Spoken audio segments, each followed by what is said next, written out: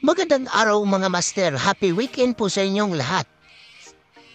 Nandito kami ngayon sa Goulburn River, Australia. Kasama natin ang mga mayayamang butchers ng Greenham. Hindi biro ang adventure na ito dahil 3 sasakyan ang dala namin. Magsisimula ang fishing adventure natin dito sa Goulburn River. Ito yung dinadayo ng mga local Australian at foreign people katulad nating mga Pilipino. Ayan mga master, ready na ang mga tropa, kompleto na ang mga fishing tools natin. Silang 4 daw yung mga galing na manghuli ng isda dito sa Goulburn River. Ang mga senior master butchers namin sila pati baka takot din sa mga to. Try natin yung performance sila kung makakahuli kami ng isda. Bago magumpisa yung pabibingwit namin, kain muna kami ng almusal. Gutom na rin ang lahat dahil 9 AM kami dumating sa fishing area. After ng almusal, umpisa na yung fishing adventure. Sobrang ganda, tahimik at malamig ang lugar. Tila suswerte na ata kami ngayon dahil kasama namin yung team leader namin na si Master GR.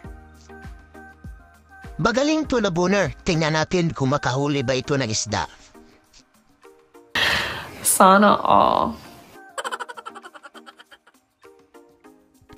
Porma pa lang, tila takot na ata ang mga isda sa kanya.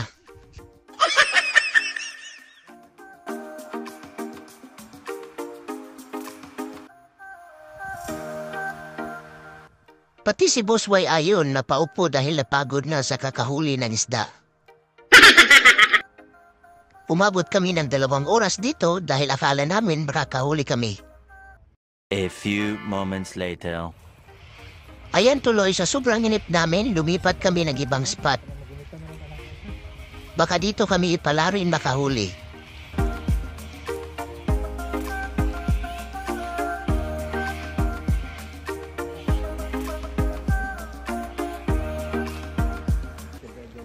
Nandito na kami sa magandang spot, baka ito na yung pagkakataong makahuli ng isda.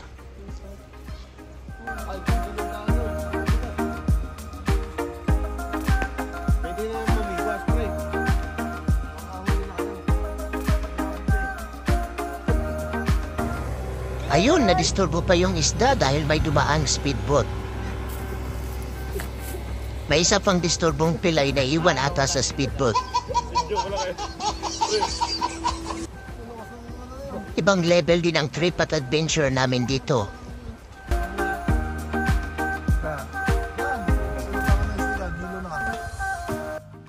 Pati ako mismo ayaw din makahuli ng isda. Puro porma lang kami dito. Kung may nakakita sa amin na local Australian, I'm sure pagtatawanan kami dahil winter na yun, of course hindi lalabas yung isda. Kahit paano naman, nag-enjoy naman kami kahit walang huling isda.